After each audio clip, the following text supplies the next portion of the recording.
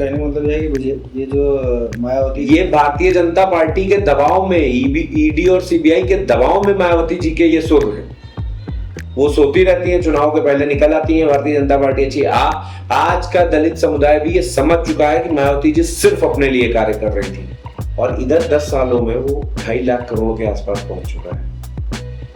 और लोग जो है 2 लाख हजार करोड़ रुपया कर्जा बढ़ गया है भारत देश को। और ये लोग जो है फिर वही सारी बातें करते हैं कि उनके समय पे हुआ था। तालिबान का नाम ले लो तो आज उनकी मित्रता हो गई है, तो आज वो सब जितने भी अंधभक्त बैठे हुए हैं वो ज्ञान देने चले आते हैं। और दलित समुदाय के एक व्यक्ति को पीट पीट के मार डालना मेरे ख्याल से देश का दुर्भाग्य है। आपने जेल जाने की बात करी, आप कभी जनता के लिए जेल गए? जेल 2 तरीके से लोग जाते हैं। जो भी लड़ाई है वो जनता के लिए, मेरा पर्सनल अपना कोई भी विवाद किसी से नहीं। अब हमारे नेता ही बेईमान है। जब पता है डीएम साहब को पता है कि विधायक जी तो माल लूटे बैठे हैं, तो डीएम साहब को आप ईमानदारी पढ़ाएंगे मेरे भाई? सही बात। बस बात है कि यही भारतीय जनता पार्टी के चरित्र को आप समझ लीजिए कि जिस देश की तुलना अमेरिका से होनी चाहिए, जिस देश जो सोने की चिड़िया ये भारतवर्ष जो देश है जिसकी तुलना रशिया से होनी चाहिए, जिसकी तुलना चीन से होनी चाहिए, जिसकी तुलना अच्छे अच्छे देशों से होनी चाहिए, उसकी तुलना हम पाकिस्तान और तालिबान जैसे देशों से कर रहे थे।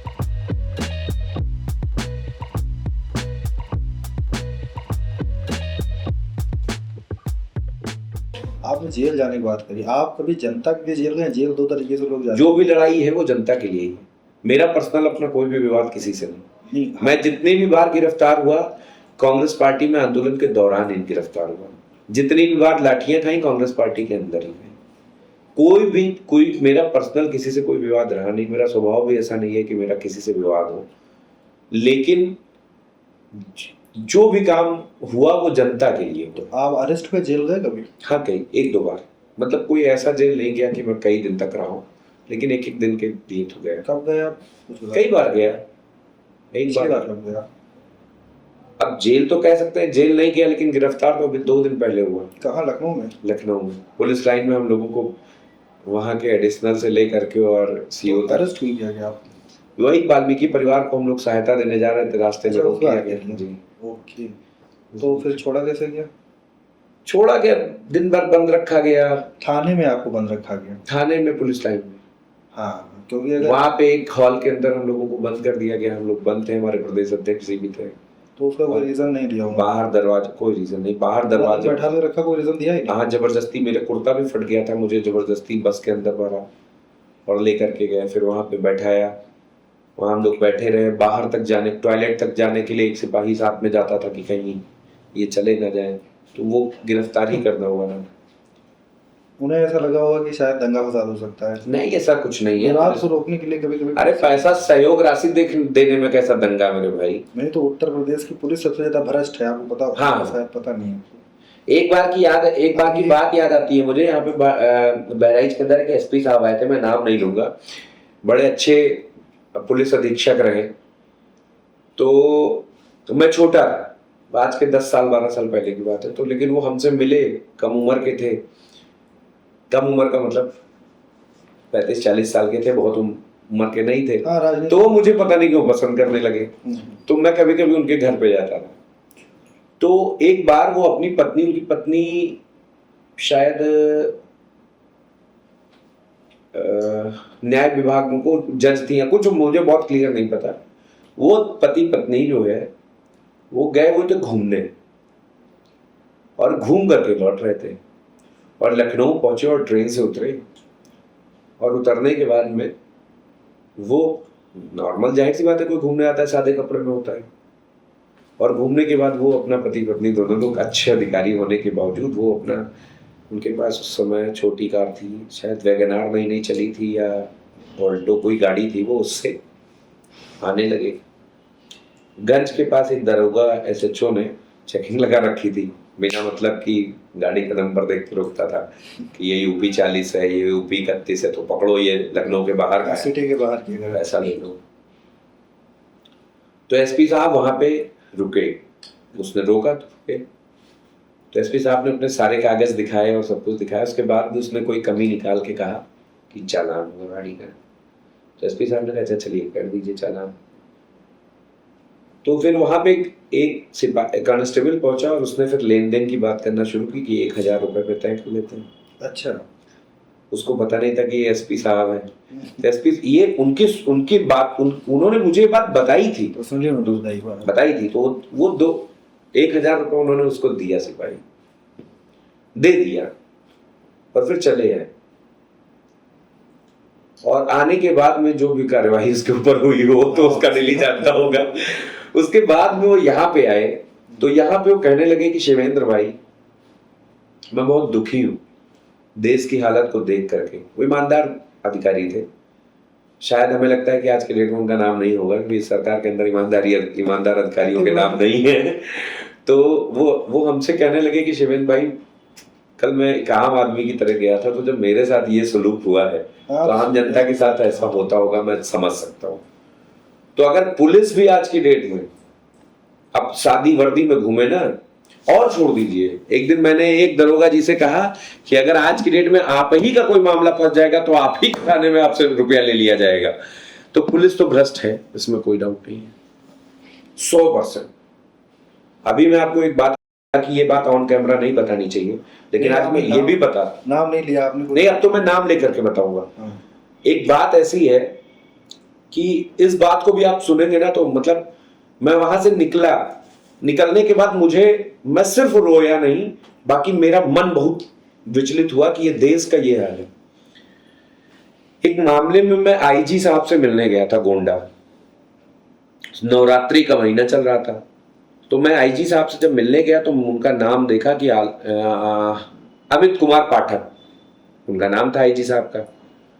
तो मैं कनेक्टिविटी आपको बता रहा हूं, मेरे मन में आया कि ब्राह्मण है और पाठक जी हैं, तो ब्राह्मण है तो जाहिर सी बात है कि ब्राह्मण है तो नवरात्रि का समय है, व्रत होंगे। और तो मेरे भाव इतने प्योर कि मेरी माता जी ने मिठाई बनाया था, लौकी की मिठाई, लौकी की बर्फी, व्रत का टाइम चल रहा था। मैंने माता जी से कहा माता जी डिब्बा पैक कर दीजिए, आईजी साहब के पास जा रहे हैं, बाई कास्ट ब्राह्मण है।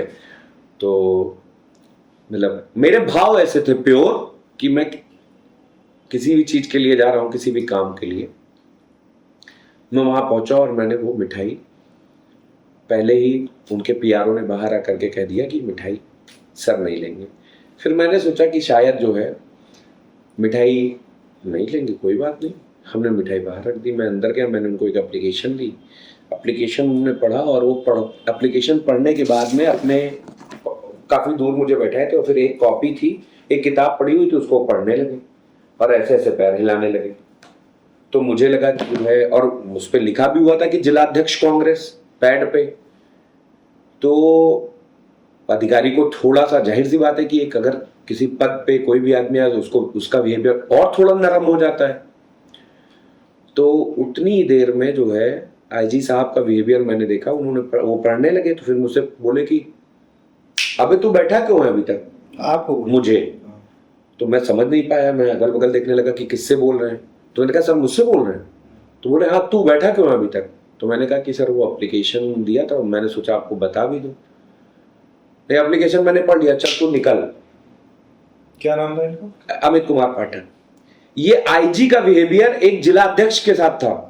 अब आप समझिए जो बिहेवियर उस व्यक्ति ने, जिसके लिए मेरे भाव ये थे कि ये ब्राह्मण है, इनके लिए ये लेकर के चले चलो, मेरा प्योर मतलब इतने प्योर हार्ट के साथ मैं उनके पास गया था, उनके इतने घटिया बिहेवियर से आप सोचिए जब उनका बिहेवियर मेरे साथ ऐसा था तो जनता के साथ क्या रहा होगा। तो मैंने कहा कि सर आपको बात करने की तो थोड़ी तमीज होनी चाहिए, आप अधिकारी हैं।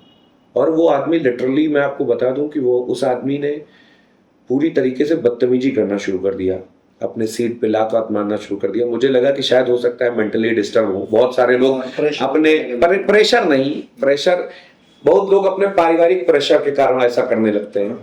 कभी कोई अपनी पत्नी से प्रताड़ित है, बच्चों से प्रताड़ित है, किसी से प्रताड़ित है तो ऐसी हरकत करता है। मुझे लगा कि कुछ ये हैं ऐसे प्रताड़ित टाइप के आदमी, सनकी टाइप के, तो ऐसी हरकत उन्होंने की। और मुझे कोई दुख नहीं हुआ इस बात का कि उन्होंने मेरे साथ बदतमीजी की। एक कमरे में बैठ करके उन्होंने मेरे साथ कुछ भी बदतमीजी की, कोई बात नहीं, मैं जनता के काम के लिए गया था, हमको कौन सा वहां अपनी खुद की लड़ाई।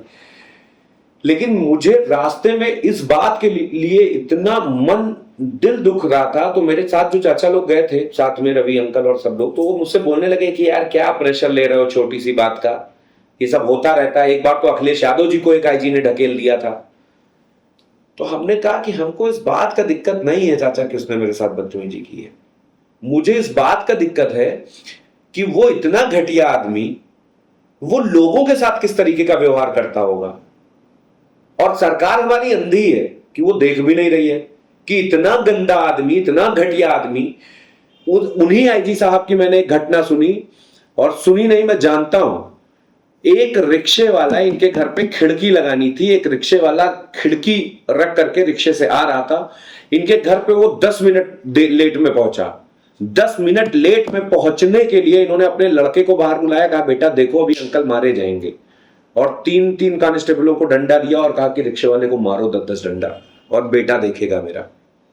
ये आईजी हैं इस प्रदेश के, यहाँ के यूपी वाली के बात हो, अंग्रेज। वही तो मैं बता रहा हूं कि हम कह रहे हैं मत डरिए आप मुझसे, मत डरिए आप अखिलेश यादव से, राहुल गांधी से, किसी से भी। अरे ईश्वर से तो डरिए, ईश्वर ऊपर वाले से तो डरिए। आप ब्राह्मण कुल में पैदा हुए हैं, आप लोगों के साथ इस कदर बदतमीजी कर रहे हैं, तो आपके अंदर कोई ब्राह्मणत्व का गुण तो नहीं रहा ना मेरे ख्याल से भाई। तो ये कहीं ना कहीं थोड़ा सा मुझे लगा, मुझे इस बात का दुख नहीं है कि उन्होंने मेरे साथ क्या किया। अरे मैं नहीं हूं सत्ता शासन में, उन्होंने कोई बदतमीजी कर दिया, अगर ईश्वर ने कभी मुझे ऐसा मौका दिया तो उनका क्या हाल होगा वो ईश्वर जाने। लेकिन ये स्थिति, ये परिस्थिति अगर वो मेरे साथ कर रहे हैं, किसी पार्टी के जिलाध्यक्ष के साथ कर रहा है हिकायत जी, तो आम जनता धोती पहन के जाती होगी तो उसको मुझे लगता है वो जूते निकाल के मारते होंगे। सही बात है। अपने परिवार का अपना सनकी पना वो आकर के ऑफिस में दिखाते होंगे, ऐसा सनकी आदमी। तो बस इतना ही मेरा, मैं मतलब एक बेसिक बातें बता रहा हूं कि जो मेरे साथ हुआ है। मैं कोई मुकदमा तो आईजी साहब पे नहीं कर सकता था, क्या मुकदमा करता मैं? ये मुकदमा करता कि मैं गया था तो मेरे साथ बदतमीजी की, इस पे कोई बात नहीं बनती थी, कोई प्रूफ नहीं था मेरे पास। लेकिन ये बदतमीजी जब उन्होंने की तो मुझे इस बात का सच दुख हुआ कि यार ये देश किस जमाने में लोग जी रहे हैं और कैसे जिंदगी काट रहे होंगे ऐसे घटिया लोगों के नेतृत्व में, जिसके बाद इतना घटियापन है। ये पॉइंट है। अब आप इसी से अंदाजा लगाइए कि सरकार कैसे चल रही है। अंग्रेजों वाला पूरा मामला है। अब इस पे एक और बात मैं कह रहा हूं, मुझे लगता है इसमें मेरा कोई मतलब, ये बात ना मेरी कोई पार्टी बोल रही है, मुझे व्यक्तिगत लगता है कि जो देश का, प्रदेश का राजा होता है, राजा का मतलब कि मुख्यमंत्री, प्रधानमंत्री, मुझे लगता है कि जो अधिकारी ऐसी हरकतें करते हैं ये उन तक बातें नहीं पहुंचती।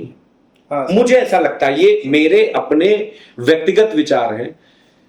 मुझे लगता है कि ऐसा कोई भी मुख्यमंत्री या कोई भी प्रधानमंत्री, कोई भी हिंदुस्तान के अंदर अगर वो सनकी नहीं होगा, इनके जैसा अमित कुमार पाठक जी जैसा, तो अगर सनकी प्रवृत्ति का व्यक्ति नहीं है तो वो कभी भी अनर्गल किसी को भी परेशान नहीं करना चाहेगा। मुझे ऐसा, ये मेरे व्यक्तिगत अपने विचार हैं। तो मुझे लगता है कि इन सब चीजों की जानकारी हमारे प्रदेश के मुख्यमंत्री को पहुंचती ही नहीं है। अगर पहुंचती होती तो शायद कोई कार्यवाही होती। मैंने कई बार उसके बाद मुख्यमंत्री जी से मिलने का समय लिया, समय ले करके मेरा बार समय टल जा रहा था कि आपको कल आना है, फिर टल जा रहा था, फिर मतलब मैं समय नहीं ले पाया उनसे मिलने का। आप कांग्रेस के हैं तो हो सकता है, हो सकता है, कोई बात नहीं, सब दौर है, समय है, बदलेगा, इसके लिए तो हम लोग तैयार बैठे हैं। कितने, आपको कितना % लग रहा है कि इस बार चांसेस हैं? भाई जितना % भारतीय जनता पार्टी को लगता था कि हम सरकार में आएंगे उससे 20% ज्यादा लग रहा है। वो तो अभी भी कॉन्फिडेंस में है कि वो आ जाएंगे। जितना भारतीय जनता पार्टी को लगता था, समझिए मेरी बात को, जब उनके 2 सांसद पूरे देश में हुआ करते थे तो उनको लगता था ना कि कभी ना कभी मेरी सरकार आएगी, उससे 20-25% ज्यादा मुझे लगता है कि मेरी सरकार आएगी। अब आप इसी से आइडिया लगा लीजिए। बरेली में जो हुआ उसका क्या है, कांग्रेस ने क्या किया उसमें? नहीं भैया, कांग्रेस हर जगह लड़ाई लड़ती है और बरेली सच सच बात बताऊं तो बरेली के प्रकरण के बारे में मुझे बहुत जानकारी, मैंने कोई पढ़ाई नहीं की है उस बारे में, या मैंने, बरेली मेरी ससुराल भी है, लेकिन मुझे बहुत जानकारी नहीं है कि बरेली में हुआ क्या, एक्चुअल में मामला क्या था, बात क्या थी, इसलिए मैं उस विषय में बहुत ज्यादा नहीं बोलना चाहूंगा। लेकिन जो भी हुआ वो गलत हुआ, ये मुझे पता है कि जो हुआ है वो गलत हुआ। किसी के भी, आप मान लीजिए मैंने कोई गलत काम कर दिया, मैंने चोरी कर ली, हत्या कर दी, कुछ भी कर दिया, तो मुझे सजा मिलनी चाहिए कि मेरी माँ को मिलनी चाहिए, मुझे मिलनी चाहिए कि मेरे भाई को मिलनी चाहिए। तो ये तो बुलडोजर, तो ये जो बुलडोजर वर्क है ये गड़बड़ है मेरे ख्याल से। मुझे लगता है कि हिंदुस्तान का हर एक व्यक्ति, हिंदू मुस्लिम सिख ईसाई कोई भी, दलित अगड़ा पिछड़ा, अगर वो जीवन में कुछ भी अपने लिए बनाता है तो सिर्फ उसका घर होता है। सही बात है। जिसको वो स्थायी मानता है, न गाड़ी को कोई स्थायी मानता है, न जीवन को कोई स्थायी मानता है। घर को आदमी मानता है कि मैं मर जाऊंगा तो मेरा लड़का इसमें रह लेगा, और उस घर को गिराना मेरे ख्याल से बहुत बड़ा पाप है। और खासकर योगी आदित्यनाथ जी के लिए तो ये काम बिल्कुल अच्छा नहीं है, क्योंकि वो तो एक योगी है, उनको तो लोगों का घर बसाना चाहिए, उजाड़ना नहीं चाहिए, मुझे ऐसा लगता है। उनके लिए ये चीज बहुत अच्छी बात नहीं है। वैसे कांग्रेस पार्टी अगर आ जाती है तो भविष्य में क्या होगा? कांग्रेस पार्टी अगर आ जाती है, पहली बात तो ऐसा होगा नहीं, कांग्रेस पार्टी ही आएगी आने वाले टाइम में।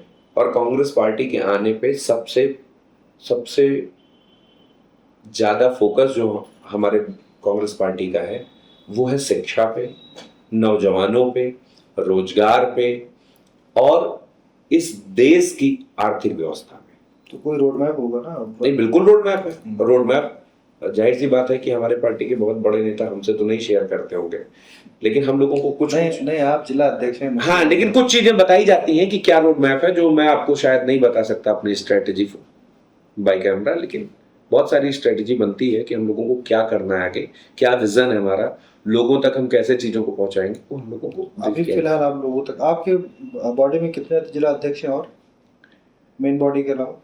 यूथ है, एनएसवाई है, और 37 फ्रंट्स हैं मेरे। कैसे काम? 37? जी, 37 अलग अलग स्टेज पर आप काम कर रहे हैं जी? हमें लगा था 3-4 होते हैं। नहीं, 37 होते हैं। कौन कौन से मेन? अरे उसमें बहुत है, चिकित्सा प्रकोष्ठ है, व्यापार प्रकोष्ठ है, यूथ है, एनएसवाई है, महिला है, और सांस्कृतिक प्रकोष्ठ है, सैनिक प्रकोष्ठ है, मतलब ऐसे बहुत सारे। तो इनमें सबसे बेहतर कौन काम कर रहा है? काम भैया सच बताऊं तो मैं काम कर रहा हूँ, और बाकी मुझे बहुत ज़्यादा जानकारी नहीं है कि कौन कितना काम कर रहा है। लेकिन हाँ, उम्मीद है कि जैसा कि अभी सुनने में आया कि जो चिकित्सा प्रकोष्ठ के डॉक्टर साहब बनाए गए हैं वो काम अच्छा कर रहे हैं, जो किसान के बनाए गए संतोष जी वो भी अच्छा काम कर रहे हैं।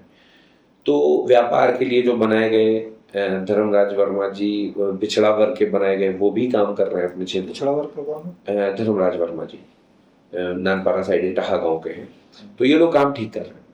इनका हमने, मतलब जो मुझे लगता है, और मुझे लगता है कि थोड़ा आदमी टूटा भी हुआ है इस समय, रुपए पैसे से भी, इस वजह से भी विपक्ष में रह करके आदमी टूट जाता है इस वजह से भी। लेकिन हम लोगों की उम्मीद है कि 2026 लगते लगते हम लोगों का संगठन बहुत मजबूत हो रहा है। आप राजनीति में कहाँ से आ गए? मैं राजनीति में, मैं पढ़ाई कर रहा था, लॉ कर रहा था बचपन से ही। कहाँ से लॉ करते? मैंने लॉ किया, मतलब यहाँ संजीवनी से बीए किया मैंने, लखनऊ यूनिवर्सिटी से। फिर राजनीति में? फिर मैंने एलएलएम के लिए भी कोशिश करी? नहीं किया मैंने एलएलएम, अभी तक मुझे वो नहीं मिला, क्या बोलते हैं, डिग्री नहीं मिली, लेकिन किया। फिर मैंने एलएलएम किया, फिर मास कम्युनिकेशन भी किया। मास काम कहाँ से किया आपने? मास काम किया जागरण से। फिर ये सब करने के बाद में, जागरण दिल्ली की बात बता रहा हूँ, फिर उसके बाद में सब करने के बाद में डिस्टेंस कोर्स किया था। उसके बाद ये सब का करने के बाद में फिर मुझे लगा कि इसी क्षेत्र में जाते हैं, ज्यादा अच्छा रहता है। फैमिली पहले से इन्वॉल्व थी? फैमिली नहीं इन्वॉल्व थी, ऐसा कोई मेरा फैमिली बैकग्राउंड नहीं है, लेकिन मुझे बड़ा अच्छा लगता था राजनीति। हाँ, अच्छा लगता था। लोग हमारे घर पे अक्सर बाबा के टाइम से आते रहते हैं, सुबह के टाइम 6-7-8 बजे ही लोग आ जाते हैं। बाबा भी राजनीति में थे क्या? नहीं, कोई कुछ राजनीति में नहीं था, लोगों की मदद करने की आदत थी, और राजनीति में नहीं थे। तो आपने भी बताया कि माता जी प्रधान है। हाँ, माता जी प्रधान है, तो ये कोई बहुत बड़ी राजनीति नहीं, वो छोटे से गाँव का छोटा गाँव है, लेकिन हाँ, ये है कि वहां से देखते देखते मेरा मन करता रहता था कि ये करूं वो करूं, लेकिन प्लेटफॉर्म नहीं मिलता। मुझे कांग्रेस पार्टी ने बहुत बड़ा प्लेटफॉर्म दिया है और मैं पक्का बता रहा हूं कि कांग्रेस पार्टी के लिए मैं जो भी कर पाऊंगा तन मन धन से वो करूंगा हर तरीके से। मैं बता रहा हूं कि मेरे जैसे आदमी को, जिसका कोई भी बहुत बड़ा बैकग्राउंड ना रहा हो, जहां पे नेपोटिज्म बहुत हावी हो इस देश के अंदर, कि मंत्री का लड़का अगर जाएगा मिलने तो मिल लिया जाएगा, विधायक जाएगा विधायक का लड़का, ये सब जो चल रहा है इस देश के, अपने बहराइच के अंदर 7 विधायक, 7 के 7 जगह पर स्थिति ये है कि अपने लड़के को राजनीति कराने में फंसे हुए हैं, अपने बच्चों को राजनीति में लाने के लिए एकदम पकड़ाए हैं, कुछ भी कर डालेंगे। तो जहां ये हावी हो वहां पे हमारे जैसे आदमी को एक पार्टी, वो भी राष्ट्रीय पार्टी, जिला अध्यक्ष बनाए, इसका मतलब उसने हमें बहुत कुछ दिया है, बहुत कुछ दिया है। अपने यहाँ की जो बहराइच के विधायक हैं उनका क्या मामला है, काम उनका कैसा है? नहीं, काम तो बहराइच विधायक छोड़ो, इन लोगों का काम अपने लिए है। 2-2, 300, 100, 150 करोड़ रुपए ये लोग अपने जो है किसी का कुछ खुल रहा है, किसी का पंप खुल रहा है, किसी का भट्ठा खुल रहा है ना। कोई अपने लड़के को लगाए हैं कि भैया तुम आगे बढ़ो और लूट लो और हम पीछे से ईमानदार बने खेल खेलते रहेंगे। ये सब चल रहा है सिस्टम सारे विधायकों का ही है। मीडिया कैसे काम कर रही है आपके लिए? मीडिया टफ है काम करना, मीडिया के ऊपर बहुत दबाव रहता है, लेकिन फिर भी कुछ व्यक्तित्व तो हम लोगों का अपना भी होता है, इसलिए मीडिया थोड़ा थोड़ा साथ तो देती है। गोदी मीडिया भी थोड़ा बहुत साथ जो दे पाता है देता है, लेकिन अब पूरी तरीके से तो नहीं देता है। बहुत सारी खबरें हम लोगों को नहीं। मान लीजिए कल को सरकार आ जाती है कांग्रेस की, तो गोदी मीडिया का क्या होगा? मतलब मैं मेन स्ट्रीम मीडिया की बात, ये बदल जाएंगे लेवल की बदल जाएंगे, मतलब ये स्वभाव बदल जाएगा है ना। अभी तक इन लोगों को आलू अच्छा लग रहा है तब अंडा अच्छा लगने लगेगा, या अब अंडा अच्छा लग रहा है तो तब मछली अच्छी लगने लगेगी। बदल जाएगा, टेस्ट बदल जाएगा। असलियत तो गोदी मीडिया को भी पता है ना कि है क्या। हाँ पता। बस बात एक हमने देखा था, एक कोई पत्रकार थे, उन्होंने बोला ये बात को कि हमारी मजबूरी है। हाँ। वो एक पत्रकार ने नहीं, पुण्य प्रसून वाजपेयी से ये सिस्टम शुरू हुआ। नहीं, अब अभी तक चलता जा रहा है। शुभांकर मिश्रा तक कहाँ कोई चैनलों में रह पाया, सब निकल गए। जो सत्य बोलने की स्थिति, ज्वाइन किया था। हाँ, वो तो कई सारे पद आज तक पे भी रहे और वो नहीं, अब नहीं, अब अपना खुद का चैनल चला रहे।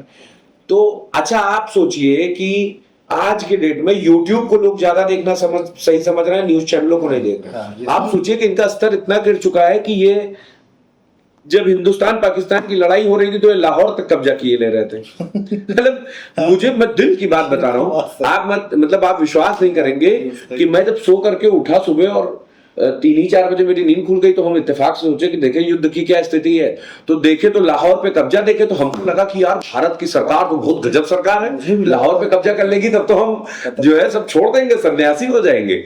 मतलब ये दिमाग में आया। फिर जब देखे कि अरे ये तो सब झूठ था, फ्रॉड था, तब समझ में आया कि यार ये तो भारत की सरकार की तरह मीडिया भी बहुत बड़ी फ्रॉड निकलती जा रही है। इनकी बात पे आप कोई भरोसा नहीं कर सकता आज की डेट में।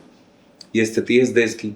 हाँ, मीडिया का मतलब खत्म हो चुका है। वो वही चीज, वो कॉमेडी चैनल हो गए, तो वही सारी चीजें। और डिबेट्स भी आप पहले का, डिबेट्स में मजाक होते हैं, गालियां दी जाती हैं, माँ बहन की गालियां दी जाती हैं, और उसके बाद में वो हंसी मजाक, और सबसे ज्यादा कार्य ये सब भारतीय जनता पार्टी के लोग। मैं छोटा था, मैं देखता था कि टीवी पर पहले पढ़े लिखे लोग, हाँ, भाषा की वही मैं कह रहा हूँ कि मर्यादित लोग नहीं, ये भैया अनपढ़ है सब, इन सबके पास कोई और विजन ही नहीं है। ये अपना पेट्रोल पंप भट्टा जो बनाएंगे उसमें भी ये नंबर 1 का काम नहीं कर पाएंगे, कहीं ना कहीं फंसी जाएंगे आने वाले टाइम में, क्योंकि पढ़े ही लिखे नहीं है ना। पढ़े लिखे होते तो इनका काम ठीक रहता। अनपढ़ टाइप के लोग हैं, पढ़े लिखे नहीं, स्थिति यही है। मैं तो कितने लोगों को जानता हूँ किसान को उनको चाहिए तो वो स्थिति है। शाम को बढ़िया बोतल ढूंढी जा रही है, दिन भर विधायकी की जा रही है। हाँ, विजन नहीं है, बस है, एक पद है और एक पोस्ट है। स्थितियां बहुत ऐसे हो गई हैं, परिस्थितियां बहुत। कई विधायक हैं जिनसे हमारी बात हुई, उन्होंने कहा कि हमको मौका नहीं मिलता काम करने का, मतलब गवर्नमेंट काम करने की नहीं देती, वो डायरेक्ट डिसीजन ऊपर से आते हैं। देखिए, भारतीय जनता पार्टी का जो विधायक ये कहता है वो झूठ बोलता है, वो फ्रॉड है। सरकार आज की डेट में काम करने का मौका देती है, लेकिन ये लोग काम वहीं करते हैं जहां इनको फायदा होता है, कहते हैं कि जहां इनको अपना आर्थिक लाभ होता है वहीं पे कार्य करते हैं। बात खत्म। कहते हैं कि डिपार्टमेंट को मेरे हाथ में नहीं देते हैं ये हम सब उसका- क्या हाथ में दे दें? आपको दे दें डिपार्टमेंट, आप मतलब अब हम ये दूसरी वे में आ जाते हैं कि आपको विधायक को दे दें कि डिपार्टमेंट आप लूट लो, तो आप पता लगे पुलिस को 50 पुलिस को अपने पीछे चलाओ कि मैं विधायक हूं। देखिए, हर चीज का एक व्यवहार होता है, हर चीज का एक तरीका होता है, लेकिन मेरा बस इतना कहना है कि सरकार और नेता दोनों को एक ठीक ठाक परिस्थिति में पावर देनी चाहिए और उनके ऊपर नियंत्रण भी होना चाहिए। प्रशासन और नेता की बात प्रशासन, वही सरकार का मतलब वही प्रशासन। ये नहीं कि प्रशासन की स्थिति आज की डेट में ये है कि वो नेता की नहीं सुनता। अब मैं आपको इस पे एक बहुत बड़ी बात बताऊंगा जिस पे आपको विश्वास शायद हो या ना हो। मेरी पूरी प्रशासन सुनता है। क्यों सुनता है मैं बताता हूं। क्योंकि मुझे प्रशासन से किसी भी तरीके का कोई लाभ नहीं लेना है, मुझे उनसे टेंडर नहीं लेना है, मुझे उनके पास जाके दलाली नहीं करनी है, मुझे उनसे अपना व्यक्तिगत कोई काम नहीं कराना है। सच के लिए लड़ना है, सच का काम वो कर देते हैं, क्योंकि डरते हैं इस बात से कि ये ईमानदारी से काम कर रहा है तो इसको मत छेड़ो। अब हमारे नेता ही बेईमान है। जब पता है, डीएम साहब को पता है कि विधायक जी तो माल लूटे बैठे हैं, तो डीएम साहब को आप ईमानदारी पढ़ाएंगे मेरे भाई? सही बात। बस बात कर। तो जब आप खुद नहीं उस चीज को फॉलो करते तो आप सामने वाले को नहीं पढ़ा पाएंगे। आप ईमानदार होते, एकदम डंके की चोट पे होते, तो देखते हैं कौन अधिकारी आपका काम ना करता, तब करता। लेकिन आप जो है, आप ईमानदार बने हैं, आपने अपने लड़के, अपने भतीजे, अपने फलाने के लड़के को सौंप दिया कि जाओ लूट लो पूरा विधानसभा। तो लूट ली पूरा विधानसभा, लूट लिए तो फिर आप किस मुंह से अधिकारी से बात करोगे? जब आप खुद ही मोटरसाइकिल छुड़ाने में तय करोगे कि एक चोर की मोटरसाइकिल छूटी जा रही है, 20,000 रुपया तुम ले लो, 20,000 रुपया हम ले लें, तो पुलिस तो ले ही लेगी और तो आपकी इज्जत खत्म। हाँ। जहां आपकी इमेज तब बनी रहेगी जब आप ईमानदार नेता होंगे। जैसे इस बहराइच के अंदर भारतीय जनता पार्टी में ही महेंद्र सिंह, आप देख लीजिए उनके बारे में, पता नहीं ईमानदार नेता थे। ठीक, आप जाइए जटाशंकर सिंह को, भारतीय जनता पार्टी के नेता थे, ईमानदार नेता थे। राणावीर सिंह जी को, जो हमारे कांग्रेस पार्टी के सांसद थे, लोग ईमानदार नेता थे। किसी की औकात थी अधिकारी की कि जो है वो इनसे बात कर ले गलत तरीके से? नहीं कर सकता था, क्योंकि ये लोग खुद में ईमानदार थे। तो ईमानदार थे तो ठीक। अब आप जो है खुद बेईमानी करोगे और अधिकारी से कहोगे ईमानदारी करो, तो काश करेगा। चोर चोर मौसेरे भाई वाला हाल चल रहा है, खेल चल रहा है, कर रहे हैं भाई मजे। तो यहाँ जो कैंडिडेट आपकी नजर में हो, जो लगता है कि नहीं विधायक पद के लिए ठीक है? नहीं भैया, कैंडिडेट डिसाइड करने वाला मैं कोई नहीं। डिसाइड नहीं करना है, बहुत सारे लोग पॉलिटिक्स में नहीं, बहुत सारे लोग हैं बहराइच के अंदर, बहुत सारे लोग हैं, एक नाम नहीं है, बहुत सारे। अब तक इन लोगों ने काम किया है पिछली सरकार नहीं, पिछले जितने लोगों ने काम किया, सारे लोगों ने अच्छा काम किया। सबके अपने कार्य करने के तरीके होते हैं, सब माहौल होता है, समय होता है, वक्त होता है। हमारे पूर्व जिला अध्यक्ष ने भी ठीक काम किया, लेकिन समय और दौर है, उनके समय में नहीं था इतना। बीजेपी जिला अध्यक्ष के बारे में जवाब? बीजेपी जिला अध्यक्ष अच्छी बात है, वो नौजवान है, अच्छे। हाँ, वो तो बहुत कम एज है। हाँ, एज कम है उनकी, मेरे से 3-4 साल के, 5 साल के बड़े होंगे ज्यादा से ज्यादा। ठीक है, अच्छा है। ठीक है जी। आपकी मित्रता? नहीं, मित्रता मेरी सबसे, मेरी समाजवादी पार्टी बाकी। आप कुछ बोले नहीं उनके बारे में, मुझे लगा शायद। नहीं, मतलब जो ठीक है, मतलब ठीक का सेंस कि वो नौजवान है और अपनी पार्टी के लिए काम कर रहे हैं, तो मैं उनके अंदर क्या बुराई लूंगा? हाँ, और मैं उनके बारे में व्यक्तिगत ये जानता भी नहीं हूँ कि वो, ये नहीं जानता हूँ कि वो गलत हैं कि सही हैं, तो मैं कैसे टिप्पणी करूँ? जब किसी के चरित्र को मैं बहुत विधिवत नहीं जानता हूँ, तब तो मैं कैसे? उनसे 1-2 बार देखा हूँ, मतलब पर्सनली मेरी कोई बात नहीं हुई है, लेकिन मुझे लगता है कि वो ठीक है। हाँ, ठीक आदमी ठीक है। मेरा अपना जो है उनसे, मेरा पहली बात तो Bharatiya Janata party, Samajwadi party, BSP, सारे नेताओं से मेरा संपर्क है। और ऐसा नहीं कि मैं जिलाध्यक्ष बना, उसके पहले भी मेरा लगभग सबसे संपर्क था। और मैं अपना काम लोगों से करवा भी लेता था, जिसकी सरकार होती थी, कुछ भी होता था, मैं अपनी डंके की चोट पे काम करवा लेता था, अभी भी करवा लेता हूँ। तो वो नौजवान है, वो अपनी पार्टी के लिए काम कर सकते हैं, अच्छा काम कर सकते हैं, और उसमें मुझे कोई बुराई करने वाला लगता भी नहीं। वो तो अभी शासन में क्या कर रहे हैं, आपकी समझ से क्या लगता है? मतलब आप जैसे कांग्रेस में हैं, आप... अब मैं उनकी कार्यशैली तो नहीं जानता हूँ, लेकिन मैंने ऐसा सुना है कि वो अपने पर अब ये इसमें मुझे कुछ पता नहीं है कि मैं बहुत क्लियर, लेकिन मैं सुनता रहता हूँ कि अपने कार्यालय पे प्रतिदिन बैठते हैं, लोगों की बातें समस्याएं सुनते हैं। अगर ऐसा वो करते हैं और लोगों के साथ न्याय होता है तो अच्छी बात है, अच्छा काम है, बस इतनी बात है। अब उसमें किसका काम सुनते हैं, किसका काम नहीं सुनते हैं, हिंदू सुनते हैं, मुसलमान का नहीं सुनते हैं कि ये वो सब मैं नहीं जानता हूँ, लेकिन हाँ ये है कि मैं ऐसा सुनता रहता हूँ, फीडबैक ऐसा रहता है कि और पुराने जिलाध्यक्षों से उनका काम ठीक है, ऐसा सुनता रहता अब जैसे हम, चूंकि मैं खुद भी मुस्लिम हूँ, मुझे नहीं लगता कि बीजेपी से मुसलमानों को कोई उम्मीद है। हाँ, मुझे लगता है कि किसी भी भाजपा के नेता के पास मुसलमान जल्दी जाता भी नहीं, क्योंकि वो टारगेट हमेशा मुसलमानों करते हैं, टारगेट भी करते हैं। अगर आप उनसे पर्सनल टारगेट मिलिए तो बहुत अच्छे से बात टारगेट करते हैं, बट खुले मंचों से जब बात होती है टारगेट करते हैं इसको। टारगेट वहां पे नहीं करते जहां माल का मामला होता है, धन का, जहां लगता है माल ज्यादा मिल जाएगा वहां वो समझौता कर ले जाते हैं। सिर्फ राजनीति में करते हैं, नहीं, राजनीति में भी उनको लगता है कि यहाँ से फायदा है तो वो डाउन मार जाते हैं। ये जान लीजिए। तालिबान वाली आपने बात बताई, बीजेपी ने इससे पहले कई बार स्टेटमेंट दिया कि बीजेपी खुद ही, असल में बीजेपी की स्थिति खुद ही तालिबान जैसे होती जा रही है। ये लोग भी तो महिलाओं के ऊपर अत्याचार, दलितों के ऊपर अत्याचार, शिक्षा के ऊपर अत्याचार, आर्थिक समस्या के ऊपर अत्याचार, नौजवानों के ऊपर अत्याचार, जो स्टूडेंट्स हैं उनके ऊपर अत्याचार, तो इसको कौन सा हम वो कहें, ये भी तो उन्हीं के जैसे मानसिकता रखने वाले लोग हैं। मुझे लगता है कि चोर चोर मौसेरे भाई टाइप के ये दोनों लोग भी हैं। मान लीजिए आप किसी तालिबान नेता से हाथ मिलाते, मैं तो नहीं मिलाऊंगा। नहीं, मान लीजिए तो फिर नहीं, मैं मानता भी नहीं हूँ भाई। बीजेपी का क्या रिएक्शन होता? मैं ना मानता हूँ और ना मैं मिलाने जाऊंगा। नहीं, कल को मैं कल को प्रधानमंत्री भी हो जाऊंगा तो तालिबान से हाथ नहीं मिलाने जाऊंगा। मेरा बात खत्म। अब सीधे जैसे अभी उन्होंने कहा कि हमें मान्यता दे दीजिए, मैं बता रहा हूं कि अब मेरी बात को आप नोट करिए कि मैं अगर प्रधानमंत्री भी हो गया इस देश का तो भी मैं तालिबान से हाथ नहीं मिलाऊंगा।